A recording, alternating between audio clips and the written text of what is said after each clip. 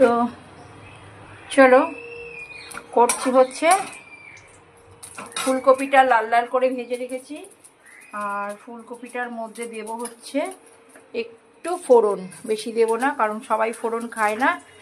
আর এর মধ্যে দিয়েছি এর মধ্যে দিয়েছি হচ্ছে কিশমিশ দিয়েছি, ধনে জিরে আদা কাঁচা লঙ্কা সমস্ত দিয়েছি, নুন টুন হলুদ টলুদ সব দেওয়া আছে। এটাকে হচ্ছে তোমার ভালো করে কষাতে হবে, কারণ যত কষাবে তত ভালো আর কি টেস্ট হবে। তো চলো একটু জল দিয়ে দিয়ে কষাতে হবে।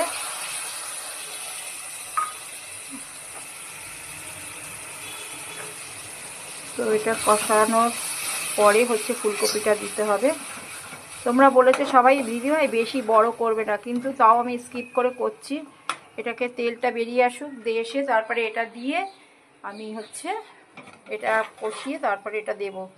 আর যেটা হচ্ছে এখানে হচ্ছে ঘি ভাত হচ্ছে। তো চলো এটা হোক।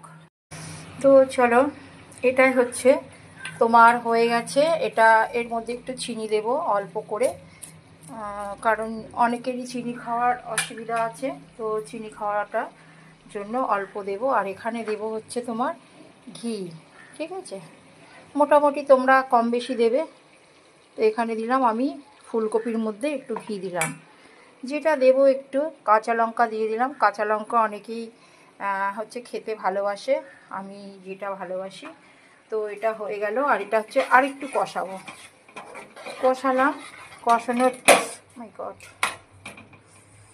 ঠিক আছে, আসলে এক হাতে মোবাইলটা আছে। তো যাই হোক, এখানে দিয়ে দিলাম ফুলকপিটা। তো ফুলকপিটা দেওয়ার পরে এটাকে আর একটু কষাবো, ঠিক আছে। ফুলকপিটা দেওয়ার পর এখানে দিয়ে দিলাম জল। আমি কিন্তু আর কষানোর দরকার নেই, কারণ এটা আমি খুব ভালো করে ভেজে নিয়েছি। এটা হচ্ছে এই মতো, এটা দেব ফুটতে। চলো এটা হয়ে যাক, তো আবারও নেক্সট ডেতে আস। তো এটা হচ্ছে মোটামুটি আর একটু ফুটবে, এটা দম যেহেতু। আর এখানে একটু গরম মশলা দিয়ে দিলাম। এটা হচ্ছে আমার মোটামুটি শেষ। আর পরে একটু তোমরা কাশ্মীর লঙ্কার গুঁড়ো দিয়ে দেবে কালারের জন্য। আর এখানে দেখো ঘি ভাতটা কমপ্লিট হয়ে গেছে। আর নেব হচ্ছে বেগুনিটা ভেজে নেব খাওয়ার সময়।